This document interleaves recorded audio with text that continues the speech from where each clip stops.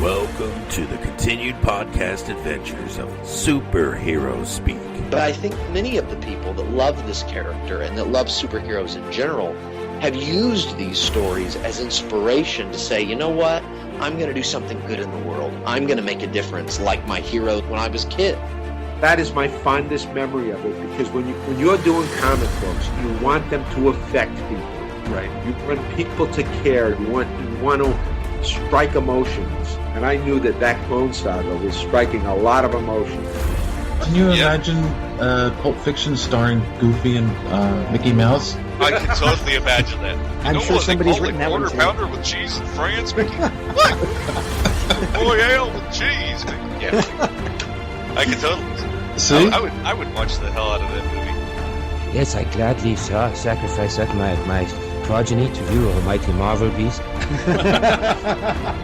But Neil Adams is somewhere going, it's my time. How do you measure success? Hey everyone, you're listening to Superhero Speak, and I'm your host Dave. And I'm John. And this week, boys and girls, JD is on special assignment and is not joining us, so we are going to soldier on without him. But we have a lot to talk about this week, so let's get to it. So let's start with... So poor JD. We sent him to go find the actual origin of Joker. Yeah. That might take a while. It might take a while. So how was your week, John? Do anything exciting? Not really. Catching up on some anime. Rewatching a little bit of the Iron Fist to try and get a good flavor of it for tonight. And I don't know. Just having fun. If you are a TFS person, a Team 4-Star person, and you've been waiting as long as I have for the final 3 episodes of Season 2 of the Dragon Ball Z Abridged, Episode 60, Parts 1, 2, and 3 it came out. I think the whole thing total is almost like 45 minutes. And it's probably the funniest thing you've ever seen. So those of you that are fans, go see it, because as you know, Team 4-Star kind of technically broke up, got back together again, became legit, and I think they might actually have permission from Toei Animation and Akira Toriyama to actually continue to do the abridged series without having to worry about being taken down off of YouTube. Well, that's good, I think. No, it is good. I mean, it might pave the way for abridged series that can be legit. Yeah, that's true. You know? I mean, technically, according to fair use, they are. But it's been kind of a war, and with how prominent Team 4-Star has been, they basically blazed the way for professional level abridged series. It would be great if they also open this door to make sure that any abridged series or any fair use of clips on YouTube is actually protected. Right. Yeah, that would be wonderful. So we shall see. Yeah. They get funny with copyright stuff anymore, but you can't blame them either, because some companies estimate they're losing millions of dollars. But yeah, but in this case, you have Dragon Ball Z, which was kind of dead, and that was about it, because GT killed it. Dragon Ball GT, if you know. And then the Bridge series was out, and that is basically what continued to... How well the Bridge series was done is what drummed up more and more interest in a younger audience, right. And that is what paved the way for Dragon Ball Super. We need to think of an abridged show that we want to bring back. Breaking Bad. Sure, our voices would fit perfectly. Yes, I totally agree. So, in addition to that, Honest Trailers, Jurassic World Fallen Kingdom is out. And there's a CinemaSins for Everything Wrong with the Golden Compass, and numerous Iron Fist videos, because, well, we'll talk about that in a second. So it sounds like you spend a lot of time on YouTube. You what? So what have I been up to? Yeah. That's the real question. Not much, really. No, so... Hey, what do you mean not much? Well, okay, so first off, I was at the first ever Keystone Comic Con this past weekend. Do tell. How was it for a first run? Because we've been to other first run Comic Cons and So, anyone who was paying attention to our Instagram feed this weekend, and if you're not following us, we're at Superhero Speak on Instagram. Should I be following you? I guess I should follow you, huh? Well, I also posted this stuff to Twitter. Unfortunately, I have the Instagram linked to my personal Facebook and not the Superhero Speak page. So when I share stuff, it goes on my Facebook page, not Superhero. That's why I had to mute you. Okay, go ahead. So anyway, I'm going to have to fix that. But anyway, I posted I posted a fair amount of cosplay pictures, but Joey DiCarlo from So Wizard Podcast pointed out that there weren't a lot of people in the background. And no, there weren't. It was very slow. I don't know. I have no idea how many people were there, but most of the vendors were complaining that they weren't even making enough money back for the booze that, and travel expenses. And now, it was a first time No, convention. it was the first time, but I mean, it was just shocking that a show put on by Reed had such low attendance. Oh, this was Reed. Yeah, same people doing New York Comic Con, and there were no lines outside waiting to get in.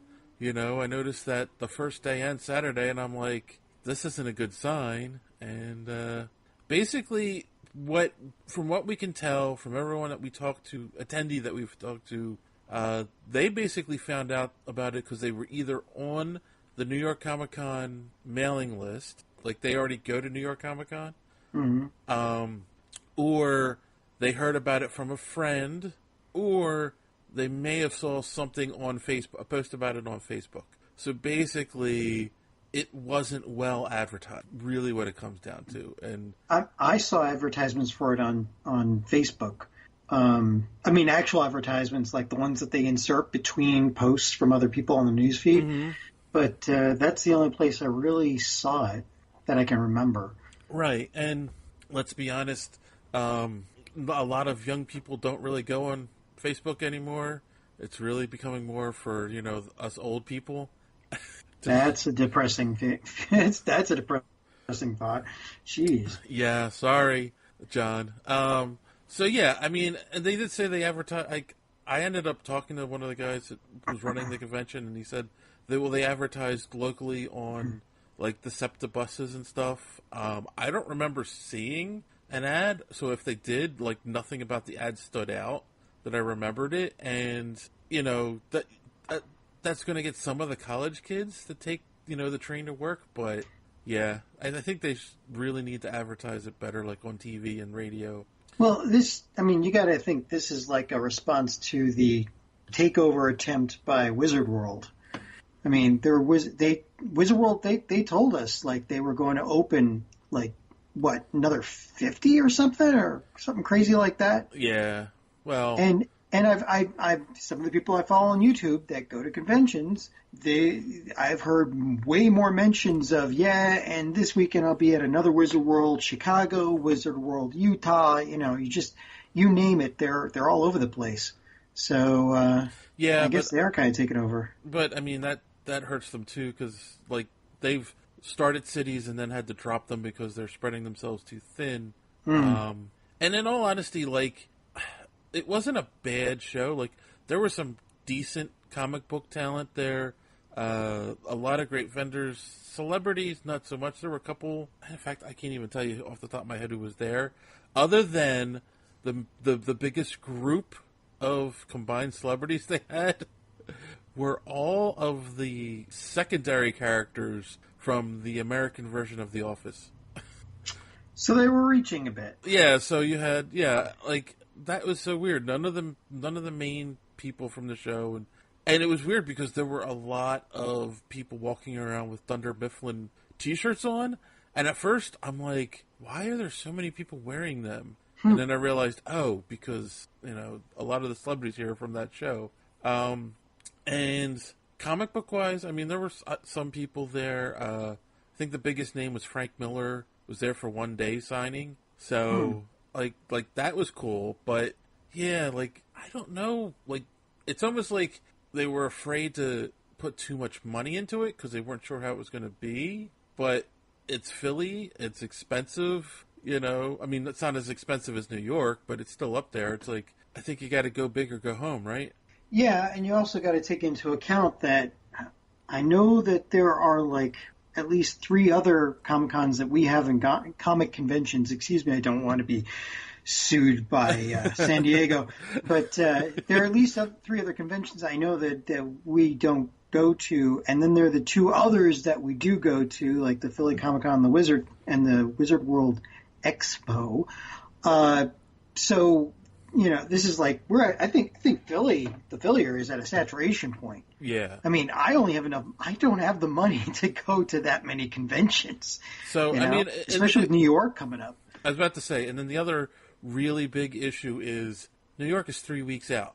Like, you know, it wasn't even a full month between the shows. It was 3 weeks. So I also found out that they have a 5-year deal with Philly, the convention center. Oh, wow. And next year will be in August. So, we'll keep an eye on it. We'll let you guys know what's going on with it.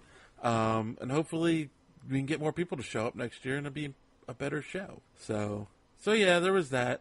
The other big thing that I did this weekend was, this is for our listeners, we have totally revamped our Patreon. We haven't talked about it in a long while because I think we were just kind of overreaching with our tiers. So I've kept it really simple now. We still have... I mean tiers, not tiers. Sorry. Yes. We still have all of our bonus digital content that's on there right now, which there's a couple bonus little interview clips. There's a conversation with our original third co-host, Ben, on there. There's some bonus artwork and stuff. And I've lowered it down to, you know, that's all available for anyone willing to become a patron for $1. And the other tier still gets all of that at $3. And then you're allowed to, if you suggest something you want us to talk about, we'll take it. We will talk about it. We'll take it into consideration and we'll talk about it on the show. So there'll be other things coming along. We're going to try to do one bonus episode a month for our Patreons. Of course, it won't be a full hour. It'll be a little shorter, but yeah, we'll have a specific topic that we talk about, and we'll put it up once a month for you guys. So, you know, we're just looking for enough money to help keep the lights on here. We love doing this show, but it's not free, and for us, it's not free for us. It's free for you, but it's not free for us. You know, there's hosting costs, storage costs for the show online, and all those fun things. So, yeah, definitely, like, if you can throw a couple shekels our way, we'd really appreciate it. The link for our Patreon will be in the description of the episode. And yeah, that's pretty much how I spent my weekend. Oh, and of course, keep an eye on our Instagram. Like, go now and see all the pictures from Keystone Comic Con. And of course, in 3 weeks, it'll explode with even more pictures from the great old New York Comic Con. Like, it will literally explode. Yes. You should take a few steps back from your phone before you go there. Yes. You know, another great thing that keeps me busy, besides Patreon, is going on our Twitter and looking at all of the wonderful tweets that people respond to us. My condolences. It was ruined since they allowed more than 140 characters. So we're gonna here's too bad JD's not here. Back to his favorite section of the show, our social media madness. We had tweeted out.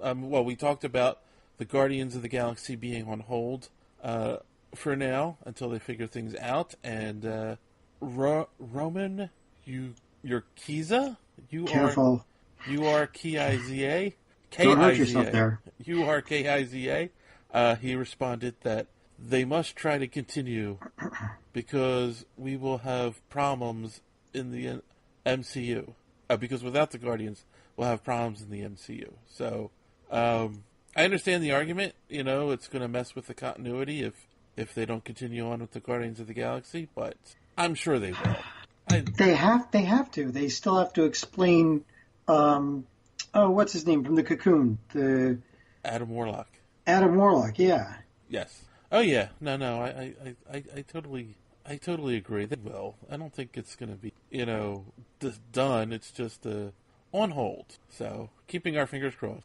So here's a topic we'll be talking a little bit more about in the news, but we had talked about Henry Cavill being cast as Geralt in the upcoming Witcher series, remember? Yep. And Javier Barajas, I have no idea how to say that, had replied that he not only looks the part, but he sounds the part as well. Here's to hoping. So, And then Sergio Augusto said, would say Brit be okay to move to the... would said Brit... Okay, I'm sorry. Oh, my God. I forgot to say what I actually tweeted, all right? Yeah. So Marvel is rumored to be working on a Captain Britain movie. Okay, Captain Britain. Explain. Oh, I'm getting this confused with the other story. That's why I clicked on the wrong tweet. Okay. More explanation, please. All right, so we did talk about Captain Britain in the last episode, right? Yes, we They're did. going to make a Captain Britain episode. So here was my tweet. So Marvel is rumored to be working on a Captain Britain movie.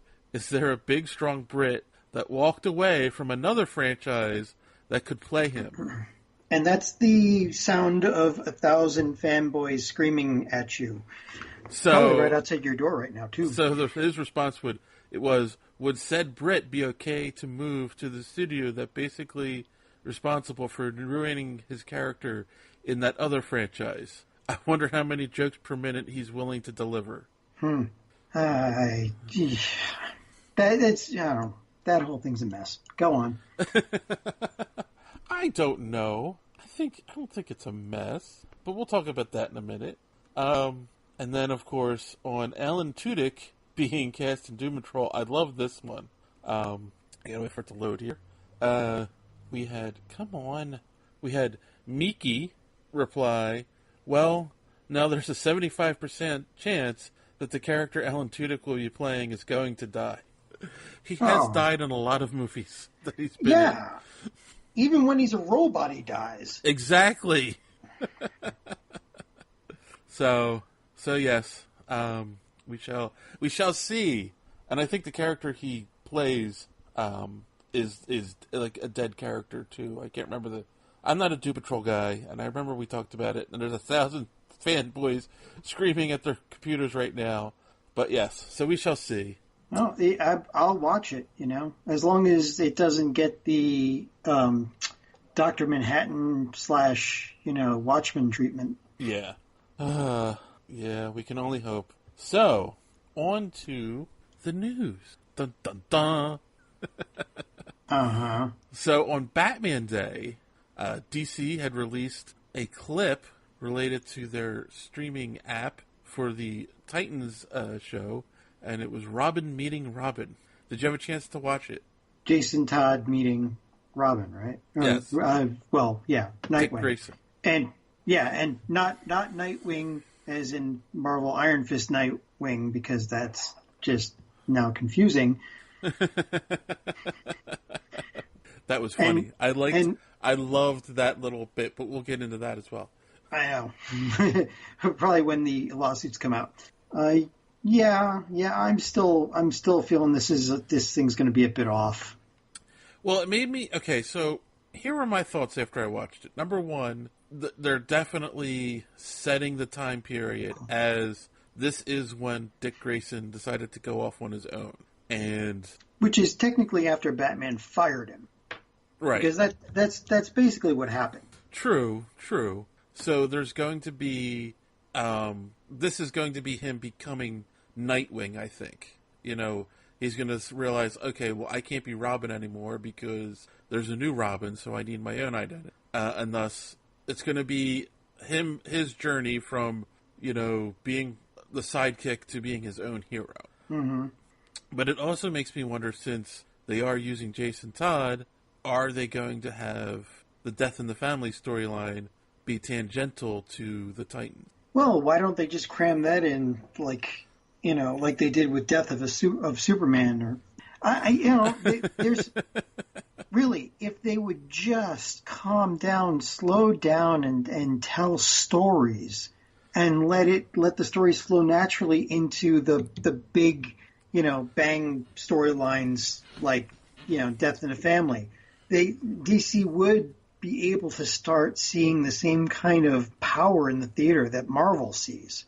But if they try to cram Death of a Family into Titans, that doesn't work at all. Because the whole point of that is Batman and what he goes through. We're not going to follow the Titans and see, we got to send a card to Batman. Maybe we should add pizza to that. Let's send him a pizza card. Yeah, there you go. That's touching. Well, no, and if they tried to throw that in the first season, that would just be horrible. So right, yeah. So DC will probably do that. Yes. All right. I don't know, but we'll see. Yeah, they don't have my money. Yeah, they don't have my money either, and that should tell you something. I'm the DC guy. Right.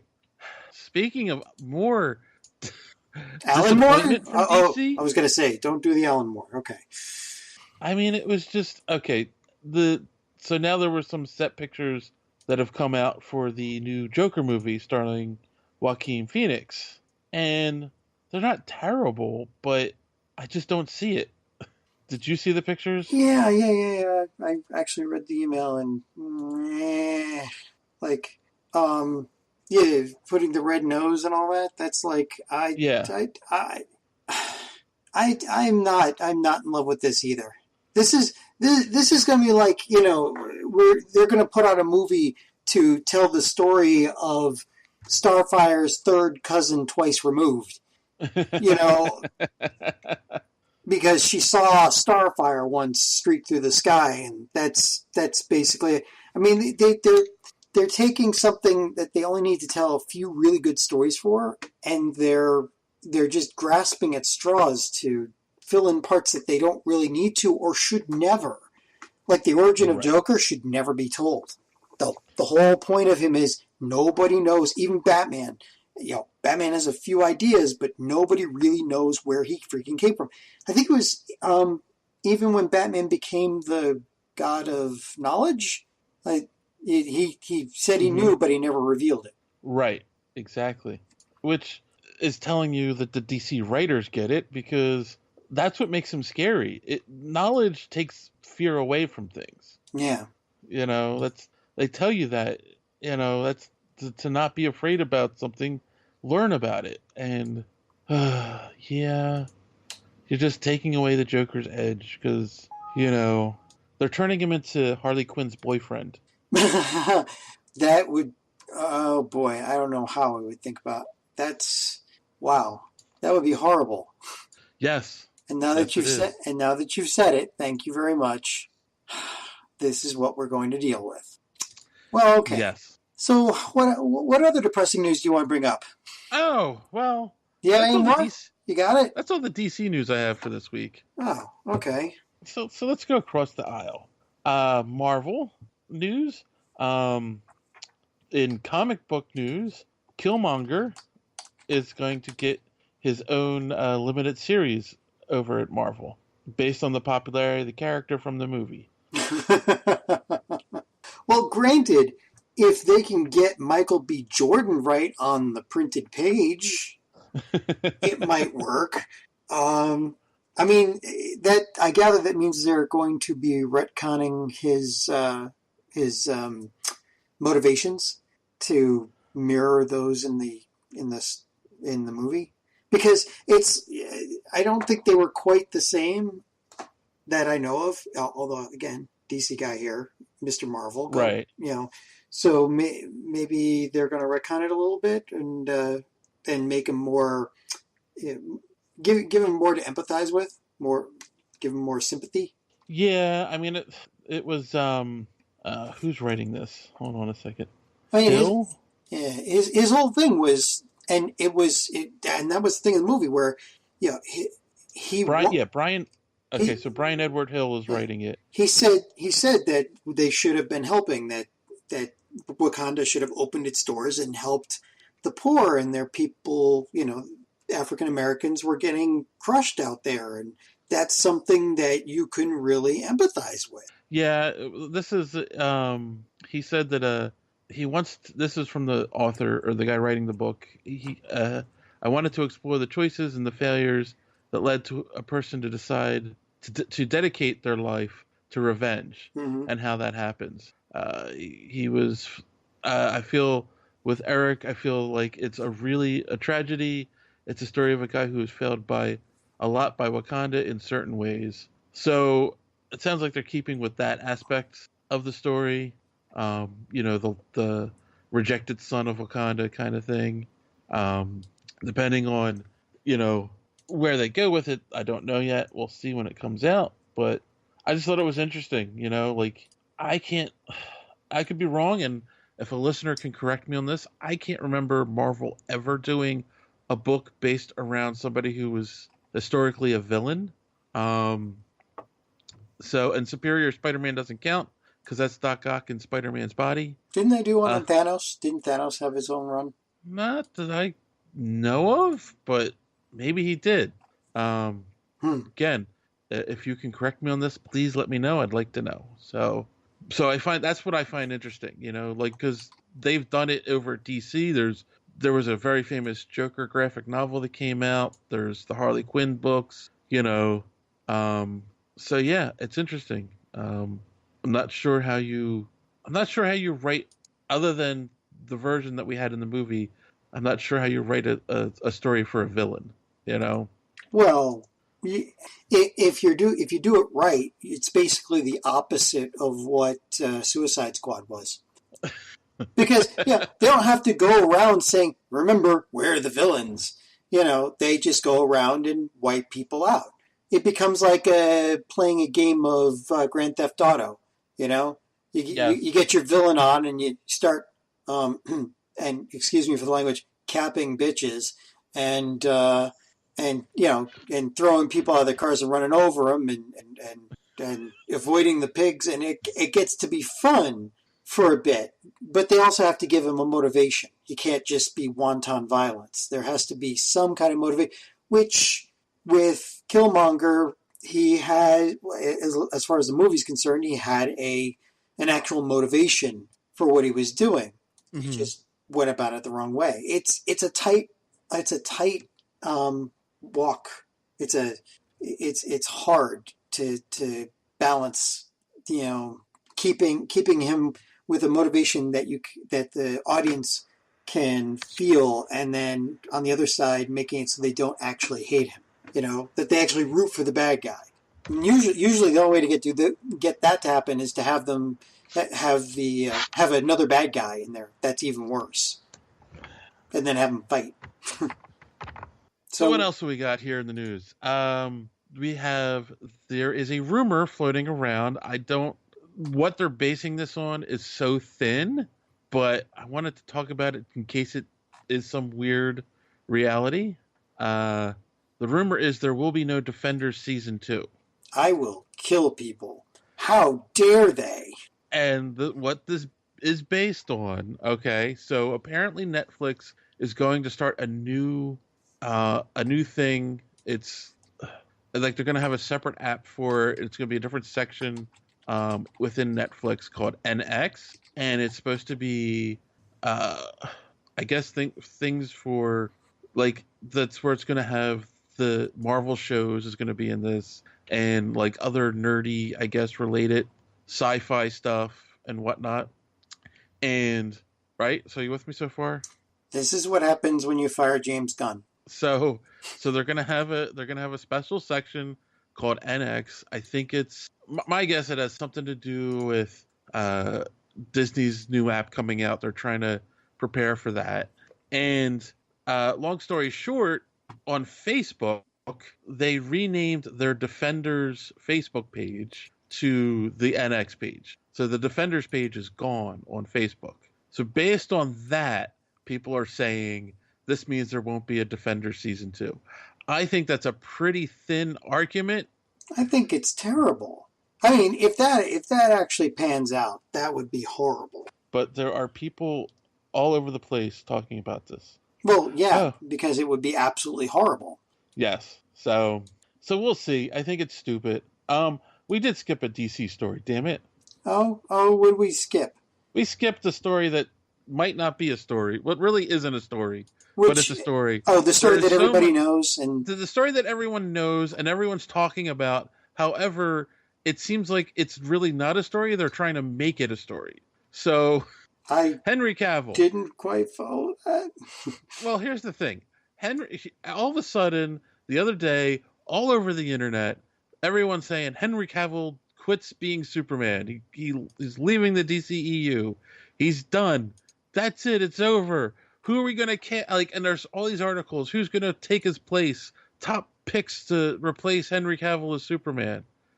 Do you know what this is? And of all places, the people who had like the most real information on this was TMZ. Yeah, they're a bastion of ace reporting. Yes. So here's the story, and this makes the most sense because also Henry Cavill's representation has come out and said that he's still Superman, and Warner Brothers has come out and said he's still Superman. But people aren't listening to that. They're saying, "Oh, that's just smokescreen." They wanted him to do a cameo in Shazam. Okay, which would make sense. However, two things: he is getting ready or filming The Witcher, so scheduling didn't permit for him to do it. Also, apparently, he's under contract to do Man of Steel 2, and there's a rumor about like he wanted more money, so they're apparently in negotiations over money, and then. I think it all started. There were negotiations over. If I can't remember the whole story, but basically there were negotiations over money. They wanted him to do the Shazam movie, and he said no. And all of a sudden, someone leaked that and turned it into this means he's leaving Warner Brothers and not, playing Superman anymore. And it's like, okay, but I think he is, according to his representation and the movie studio. Okay. So I think we should set the record straight on this show and say Henry Cavill's still Superman. What do you think? Or do you want someone else? As long as Zack Snyder isn't involved, I don't care who Superman is. Well, I think the problem is, because you mentioned Zack Snyder, and we've talked about this on the show many times already, I don't think the issue is Henry Cavill. It was writing, directing, and editing that made him, turned him into this broody Superman. And it's like, no, he's a good actor. Why are you doing this to him? And he can have a sunny disposition when he wants. Well, right. Except for his mustache. That thing has no range whatsoever. So yeah, I think I like Henry Cavill. I can't wait to see Man of Steel 2. And everyone needs to stop writing these articles talking about the top replacements for Henry Cavill, because it's not going to happen. All right. Last news article out came today. The long-awaited trailer for Miss Marvel. It was good. Just good? It was good. It was good. There was like young Nick Fury there. Looking quite CGI'd. Yes. And but I don't know, the storyline sounds like it's coming together. With her not remembering what she did off-world or how she wound up off-world. Yeah, I mean, this is definitely this feels like the Star Wars teaser trailers where they just threw enough at you to get excited and they didn't really reveal anything major about the movie. Well, they kind of did. I mean, there was one of the last shots was of her looking at this old lady on a bus, and the old lady looking up at her and smiling, and then having her go to punch the lights out of the old lady, and that's got to be a scroll. Maybe she just doesn't like old ladies. Well, probably New York bus, probably exactly. smelly. Come on, you know how many times old women have been rude to me on the bus. That woman, yeah, you're right. If that was like the fourth time that she'd asked as Captain Marvel, you want to hear about my cats? I'm sure that would have like ticked her off enough to take a swing. But I'm thinking Skrulls. All right. We'll go with your theory for now. What I'd love to see is Super Skrull, but then we'd have to acknowledge the existence of certain other people. So yeah, well they're getting there. Don't worry. I honestly think there's going to be something early next year in one of the movies, and we're all going to be shocked, surprised, and happy. Well, at least shocked and surprised. Oh, okay. All right. So now the news is out of the way. It's time for the main topic of the evening. Ding, ding. Henry Cavill's mustache again? No. We are going to talk about Colleen Wing Iron Fist season 2. So let's do what we normally do. Real quick, initial impressions without any spoilers. Did you like it or not like it? John, what do we got? It was watchable, and that in and of itself made it worthwhile compared to the first season. All right. Yeah. I liked it. It's worth watching, especially as a palate cleanser for season 1. And at least it starts to set things up where the character of Iron Fist is where we need/want him to be. The rest of the characters, I think most of them can basically. I'm so tired of the Meachums. Oh my god, they are just whatever the worst possible personality they need at any given point to make everything go wrong. Okay, all right. But that aside, and I'm sure you've got opinions. It's a definite good addition to the stable on Netflix, and you should go see it. Yeah, I'm going to echo your sentiment of it was much, much, much more watchable than season 1. I think we're much closer. We're not perfect, but we're much closer to the Danny Rand of the comic books. Closer, but right. Than we got in season 1, and we got a lot of interesting and really good nods to the comic books in this season, and they set up some exciting things for stuff to come, which did make me want to watch more. Where at the end of season 1, yay, he goes to Kung Lan and it's destroyed. Spoiler. Yeah.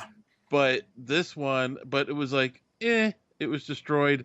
It wasn't like you weren't attached to Kung Lan in the season 1 emotionally at all. So you didn't really care that it was destroyed.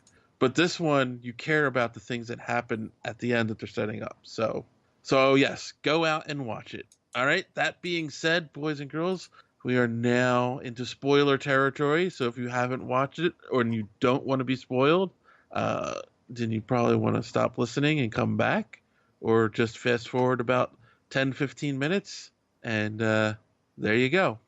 All right. So, let's not waste too much time on this. We don't have to go into everything that happened in the show, but what do you think was the best thing in this season? Well, yeah, the introduction of Mary, Typhoid Mary, was interesting, and it looks like they're using this season of Iron Fist to give her a good backstory. After which, it seems like she'll obviously be in Iron Fist season 3, but it also gives her a chance to maybe cross over to some of the other Netflix properties. Right.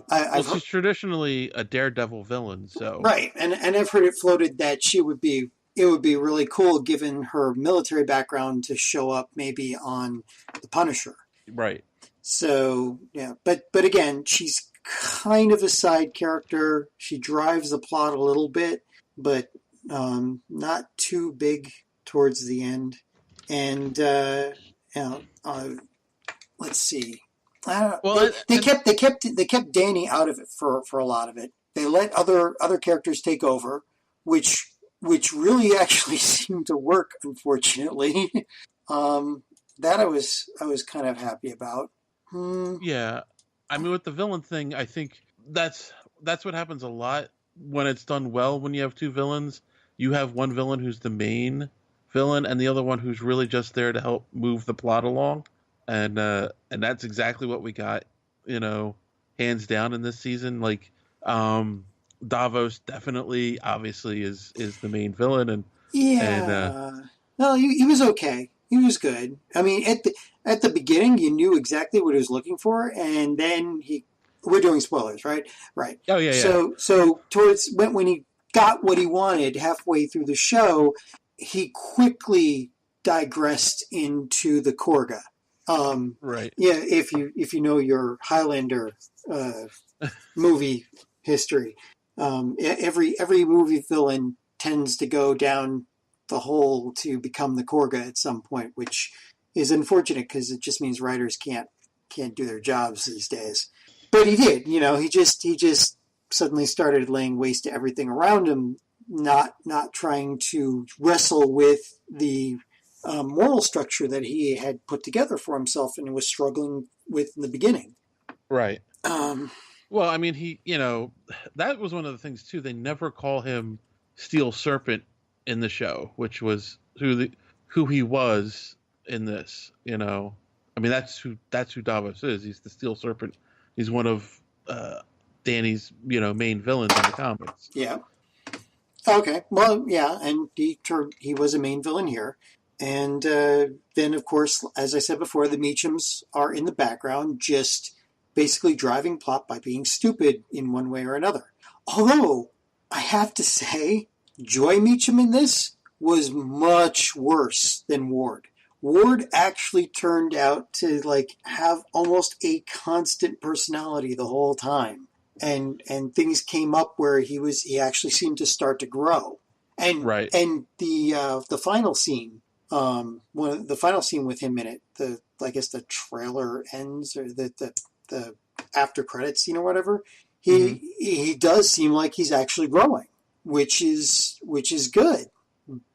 But it still leaves Joy just going around oh, I feel sad about what I'm doing. Let's break his neck. Yeah, I mean, just stuff like that. I mean, she tries to make up for it in the end, but it's just Well, the problem with the Meachums in season 1, again, continues in this season, especially with Joy. They're very inconsistent characters. They're definitely there just as plot devices, especially Joy, because the whole thing is set up as she's working with Davos to get revenge on Danny and Ward for them not telling her father was alive. The undead father. Yeah, the undead father. And she's really upset about this, which I don't know. I just thought it was odd that she went right to maniacal villainy as a response. Yeah, not just mad, but actually, I'm going to ruin your entire life and then dance on your grave, mad. Yes. And that wasn't the personality she had in the first season, or at least for the most part, it wasn't. Right. And then halfway through, after Davos becomes Steel Serpent, and he's now using the power to basically kill all of the criminals in Hell's Kitchen. I'm sorry, in New York. Close. Well, I mean, I say Hell's Kitchen because the show starts out with Danny is watching over, but he's really watching over Chinatown. Yeah. Which is funny because he promised Daredevil he'd watch over his city, and Daredevil mainly worked in Hell's Kitchen, and now Danny's mainly working in Chinatown. Anyway, he's killing all of the triads that are in Chinatown. So now Joy feels guilty about that and decides to turn on him.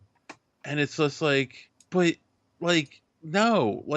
I don't know. It just seemed weird. If you were that cowardly to work with him to go against Danny, I can't see you now all of a sudden. You can't redeem yourself. It was too late. Yeah, and she nearly bit it at the end anyway. Yeah, that Davos pushes her off that balcony. I thought, okay, she's dead, and I was okay with that. Yeah, that was that. I felt the exact same way. I'm like, well, I basically, figured at that point, well, she's gone. Whew, that gives a hell of a lot more oxygen to other people that actually matter. Right, exactly. So yeah. Though, like, I don't. You said Danny really wasn't. Yeah, it was sidelined. Okay. I have to mention. Speaking of Danny sidelining, because this brings up something that I really was interested. Did it not seem like we had some of the fastest training montages ever in this series? Oh my god! Like, okay, Davos says, "I will train you street kids." Like, literally 5 seconds later, okay, we're going out to kick some ass. It's like, when did that happen? And Danny gets his leg broken, and again, Danny doesn't get his leg broken. He gets his leg shattered because Davos has the power of the Iron Fist, hits him in the leg and shatters it. Right. And 5 seconds later, in a small leg brace, and he's walking around, and then he gets trained by Colleen for another 5 seconds, and all of a sudden he's master again. I mean, it's ridiculous. Right. Like, not only is he master again, he's completely and fully healed. Yeah, from a shattered leg. From a shattered leg, and it's just like, so here's a funny reversal on something we said earlier. 13 episodes maybe would have been better. Just to give him time to heal. Or they should have sped up things more in the beginning of the show and had him get his leg shattered earlier, and at least have 1 or 2 episodes of him training to get back to it while Davos is going around being evil. Because it was just like, it was way too fast. It was like this. It didn't work in that sense. And now I understand that the Iron Fist usually has a very enhanced ability to heal, but at that point he wasn't the Iron Fist anymore. Right. So was he? I mean, again, heavy spoilers here. The after credit scene kind of indicates, well, he still had the power somehow, or maybe he got it from somewhere else. We're not really sure. It didn't explain why he was suddenly sitting there. Explain. He's double fisting again, or double fisting for the first time, and then Colleen was fisting, and everybody was fisting. Dave. Must keep it PG-13. Everybody had fizz, Dave. I don't know what to do with that. So, okay.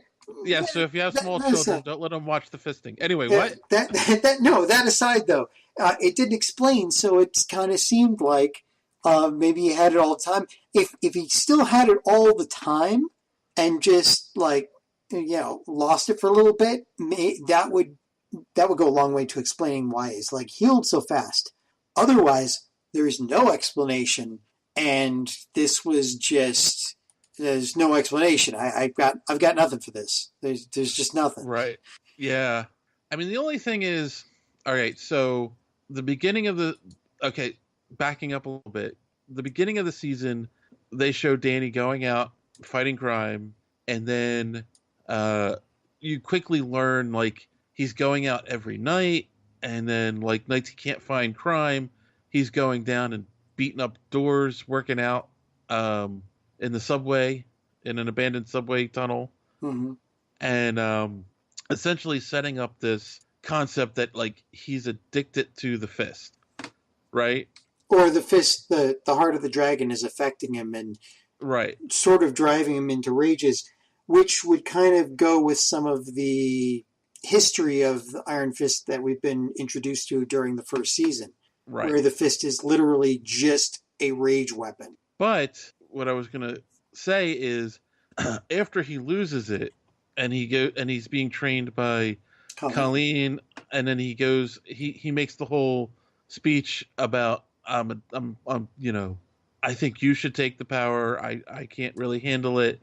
I think that gets us closer to the Iron Fist of the comics, where he is more contemplative, He doesn't just go out and solve everything with his fists. Like he's he's all peace and love and meditation. He's the one that the other heroes, when they're having crises of moral compass, that they would go to him for just talking. Right. Exactly. So right, like the whole Zen thing is, and I was like, okay, that gets us closer to it. So that's one of those things that I liked about this season is you're getting us closer to the Danny Rand of the comics, but we're not there yet because by the end of the show, Colleen takes the power, and Danny doesn't have it, as far as we know. Yep. He runs off to Asia with his brother, his adoptive brother, Ward, not Davos. He's got a lot of brothers. Yeah. And Colleen has the power, and she's fighting the crime on the streets, as it were. I don't. Go ahead. No, I was going to say Colleen's out fighting on the streets with a white iron fist that can charge her katana. Right, so she has a lightsaber. Which I was going to say is just completely unfair. I mean, almost as unfair as Iron Fist charging guns with bullets in them. So let's talk about that stuff real quick, because some people had issue with the ending of the show. Okay. Well, so in the comics, okay, Colleen did get power from the dragon. She didn't get the power of the Iron Fist, but she did get powers from the dragon that allowed her to. She gave her a healing ability in the comics. Okay, so that's pseudo canon. Okay, yes, the serpent, the Iron Serpent, did take the powers away from Danny Rand in the comics. Again, that's comic canon. Also, but how he got his powers back, we don't know. Does he have his powers back? We don't know. However, there are stories about older Iron Fists they talk about in the comics. There was one during World War II who leaves Kung Lao basically kind of like for the same reasons that Danny kind of does, where he doesn't want to just be a weapon, he wants to do more with the power. And so he leaves and starts fighting in World War II and he finds a way to channel the power through his guns. And those guns that Danny has in the after credits scene here we're assuming those guns. Yes. Because he's been basically relic hunting for all this time. Right. And they call it in the comics Gung Fu. Gun Fu. No, that you don't want to go there. That was a terrible movie. So yes. So for those who are online complaining, this is dancing canon. Around. Yeah, this is all dancing around actual canon. There was a female Iron Fist who was also a pirate queen. And she would charge her bow and arrow, right? Yes. She would charge arrows. Okay. Yes, there you go. So yeah, so so that was so cool that they took those elements and were able to weave them in together. Of course, the only real thing that's never happened in the comics is Colleen and Danny getting together, but I really am enjoying how they're doing it and making it a yin-yang thing. Too bad that's not going to last, right? Because it seems like by the end they're almost broken up. I mean, that's the kind of feeling I got. That's the feeling I got too, is they're in love, but because of the lives they lead, they can never be together, is like the feeling they're trying to give you. It's a yin-yang thing, and I like that. I think that's a really good story, and I want to see them continue with it, Oh, I do too, because the characters, the actors seem to make it work. And if they get Danny to where he should be, the character, then yeah, it'll work really well, I think. The two will have a hell of a lot of chemistry. Yes. Yeah. So I'm looking forward to them continuing the relationship they have and to see where that goes. And then, of course, the only other thing I really wanted to kind of talk about is we only got one other mention of one other Netflix hero in the show, and that was they mentioned Luke Cage. So there was no cameo, but Misty says, Misty's in. We should say that Misty is in a good portion of the entire show this season. And she kills it. She's just, every time she's on screen, it is just pure awesome. She really is. I mean, you can't look away when she's on screen because the lines they are giving Simone Missick, I believe it is, the lines they're giving her and the way she's executing, she's killing it. No, I agree. She's really good in the role. I think a lot of people like her, and when she's there with Colleen, with Jessica Henwick, the two together really play off each other. Yes, and she makes the joke about Nightwing.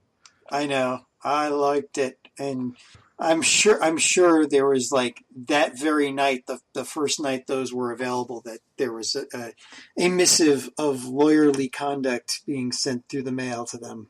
Nightwing, no. That's terrible. But yeah, so and one of the other interesting things to point out is that her arm gets damaged in the episode. I mean, in the show. Which makes me wonder, what are they going to give her in the upgrade? They're going, what I'm saying? Like, they're not just going to give her the same arm again. I think they're going to upgrade it. She had a gold arm in the comic book, right? At some point, or I believe upgraded? So, yes. Yeah. So, I did research. Oh, John did research. No. So, so golden arm. So maybe she's getting her golden arm, and we'll see what upgrades they want. We're talking about all this stuff, and what I'm seeing is that this season of this series seems to be moving much closer to the source material, much closer to the really comic booky type stuff than the other series are. Yes. With one exception, I think. What? We're getting Daredevil later this year, season 3, and it's going to be like they've said, it's going to be Rebirth. We'll see how close it is to the comic book story, but but yeah, like Jessica Jones season 2, I don't feel really followed any strong comic book canon, one way or the other. But I'm not talking like comic book canon. I'm talking like, Jessica Jones. Okay, she's a powered person who can fly, but you don't really see her fly, and she's showing her strength all the time, but most of the time she's just a detective. With Daredevil, he's just a guy who gets his hands on some really nice armor along the way, but it's just him and his fists, right? Even Luke Cage, okay, he's got impenetrable skin, but it's still a play on him. It's basically still man versus man. Yeah. It's not like, I'm Luke Cage and I'm a superhero.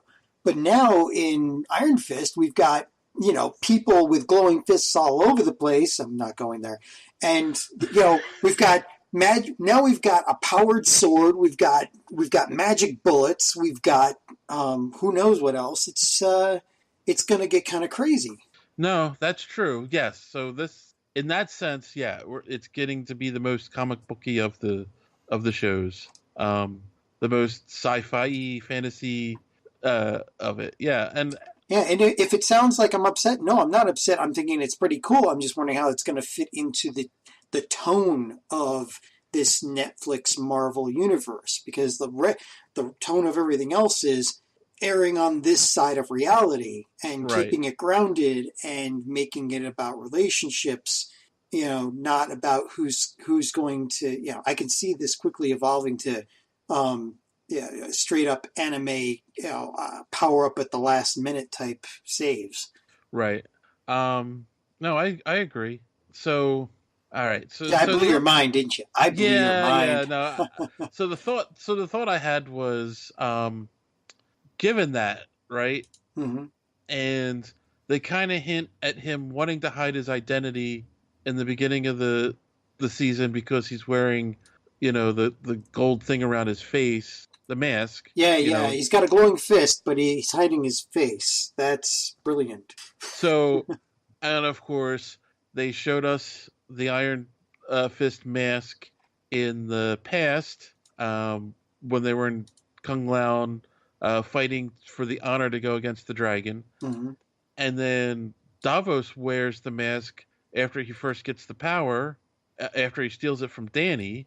Do you think that was them testing the waters with the idea of having the mask, or was that just them playing with it? Like, I don't know. I want to see him in the whole costume with the mask, that costume with the very, very ultra, not even real V-neck. Okay, that's so 70s. But you're talking about the 70s costume. Right. The modern costume is not like that at all. It's like a green shirt that's buttoned down along the side, and it has a collar on it, and he's got the symbol on the shirt, but he still wears that mask. And he's got a gold belt around it and green pants. It's not the 70s super collar. Yeah. I just want to see the mask in a green outfit, Yeah, and it's not exactly Iron Fist if he's constantly shooting people. No, that's true. So I mean, just saying, right? But if anyone, it makes the most sense for him to hide his identity because he technically is a public figure, right? Being the sole heir to the Rand Corporation, so it's why he isn't more careful about hiding his identity. The only one that really seems to care about that is Daredevil.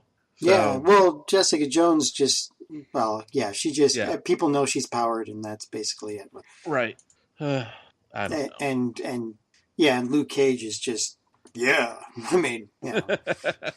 he's Luke Cage. Yeah, coffee, yeah. So I think we'll eventually get I'm eventually hoping we do get a full season of a Luke Cage Iron Fist team up. That would be nice. I have a feeling they're headed towards an Iron Fist Luke Cage showdown first before they team up. Yeah, the ending of Luke Cage kind of pushed that into that realm. And he's, the only two people that could stand up to him right now are Iron Fist or Jessica Jones. Yes. Because Daredevil ain't going to do anything to him. No. Just break his fists against his face. Yep. Which Matt might like, but... yeah, it's not going to stop him. So yeah, I think... is there any other topics or any other points you want to hit about the show? Not really. Season 3 is going to be very, very telling, and it could go a whole bunch of ways. Are they going to have the Daughters of the Dragon officially? Are they going to split this up? Are they actually going to get rid of Defenders too and make it kind of a really big ensemble cast with the Daughters of the Dragon, the Defenders, and whatever all together, right? Or are they going to just do Daughters of the Dragon and Power Man and Iron Fist? I don't know. I think, you could do, right, because you could do a Heroes for Hire team up, do the Daughters of the Dragon. You don't have to do Defenders.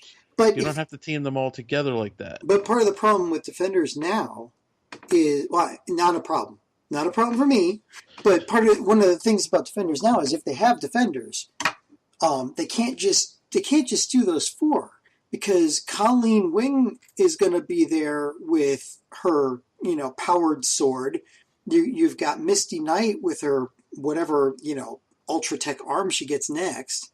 You've got all these side characters that are turning out to have quite a bit of power, and there's really no way to write them out of a Defenders storyline. Unless Colleen's in a coma.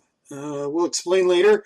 It just doesn't work. Well, Danny mysteriously has his powers back and can channel them through a gun. They'll explain it later. Well, yeah. Okay, fair point. And then in the background you've got a lot of background characters like the Sisters of the Crane that are, who knows what's going on with them. Yeah, we'll see. I guess maybe things will be clearer at the end of Daredevil season 3. Who knows? Nah. No, because I have a feeling that's going to concentrate mainly on Matt Murdock and his past. Because if they do it right, I don't want like a Flashpoint on TV where it was just the first episode of the season and then then that was it. Oh, yeah. If you're gonna do the reborn a rebirth storyline for Daredevil, like at least stretch it out for half of the season, and then put him in a good place by the end. I don't know. Yeah, we can hope. Yeah, we'll see. All right, so let's give our final thoughts on our score, 1 out of 10. You want me to Fists go? or capes? I think we should stay away from the fist puns right about now because they're just too easy. And anyway, yeah, I'll go. I tell you what, I'll go first because I like I said, I heard that this broke some kind of record for most improved score. I don't know if it was Rotten Tomatoes or TV Guide or something like that. I should have checked because that'd be research. But it was most improved as far as I could tell, and I wholeheartedly think that everybody should watch it. It'll at least fix some of your ticks that you picked up during season 1, and the ending promises something really interesting for season 2. And Ward might, even according to that final scene, Ward might even be worth, his weight at this point. He might actually contribute. So I don't know. Between that and Colleen Wayne, the relationship, like you said, between Colleen Wayne and Danny, which just worked, and the awesomeness that the awesomeness that is what's her face? Police woman. Shoot, blanking. Misty, yeah. Misty, every time she's on screen, she's just awesome. You have to at least watch for that, especially when she teams up with Colleen. And otherwise, yeah, it was worth it. Go see it. I'm going to give it a. I know. After saying see it, I'm going to give it a kind of a low score, but compared to the first one, I think I'll give it a 6.5. I want to try and give it a 7, but I just can't make myself do that. Not yet. All right. Yeah, no, I think it was great. I liked Davos as a villain. I mean, yes, we get the evil reflection of the hero again. Yeah. We also get the hero losing his powers. So there was a lot of tropes, overused tropes in this season. But I was actually having a discussion with someone at work. Like, I think this season is proof that if you do the tropes well, it's fine.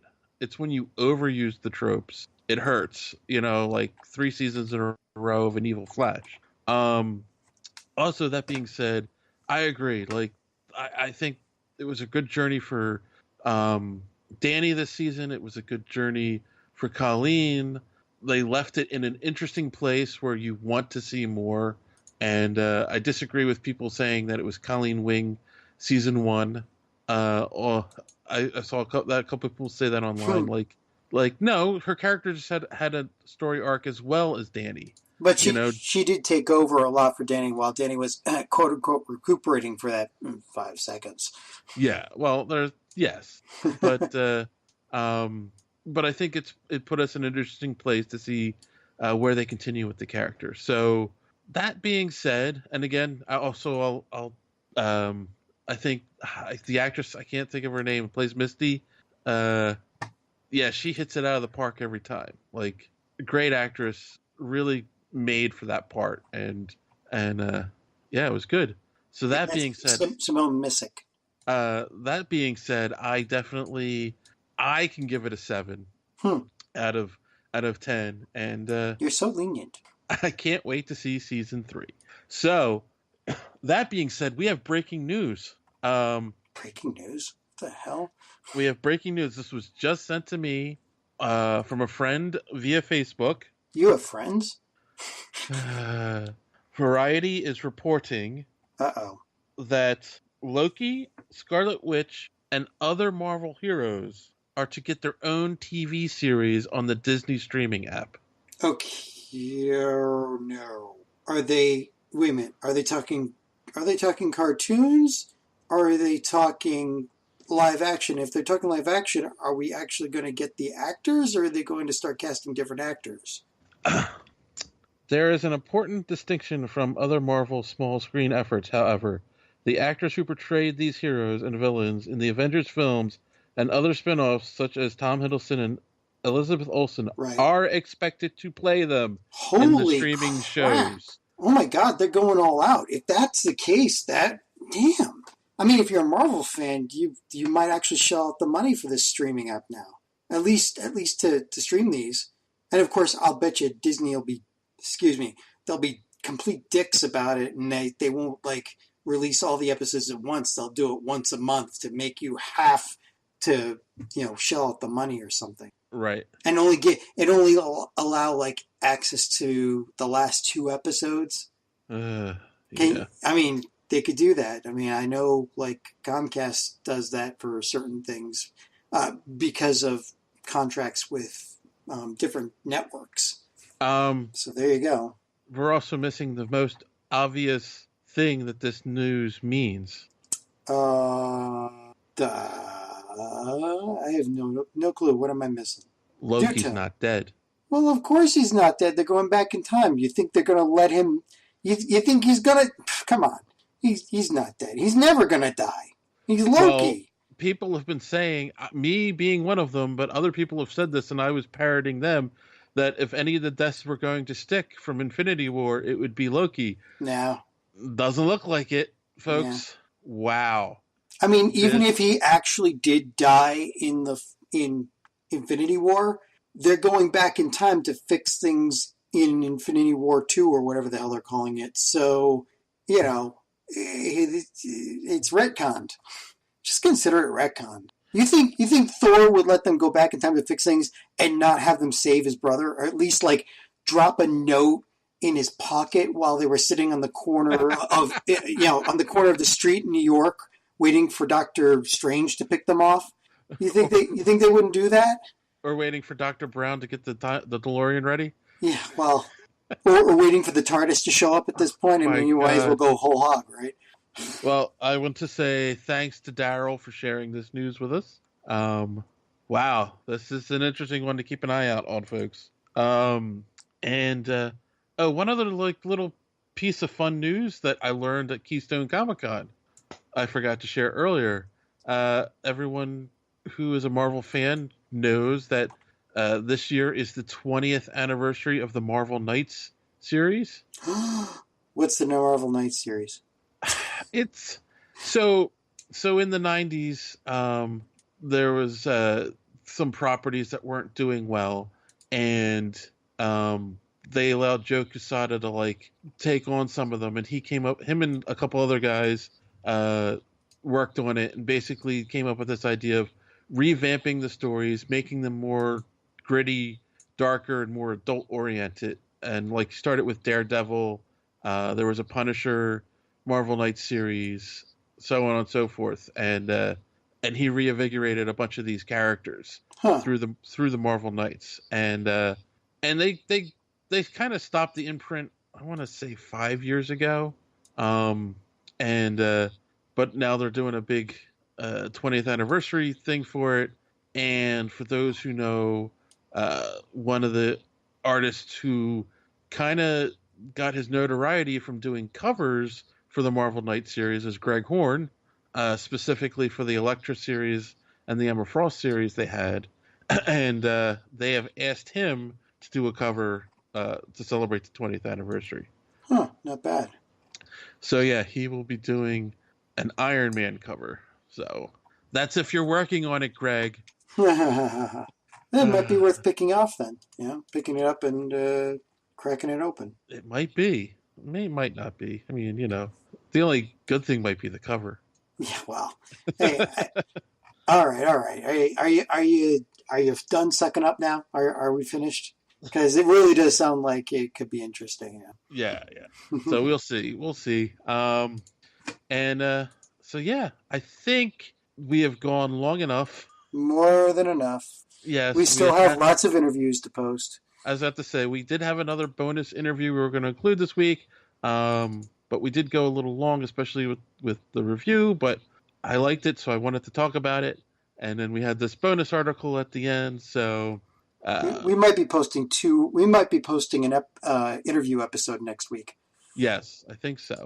So, on that note, boys and girls, as always, thanks for listening, and don't let your cape get caught in the door.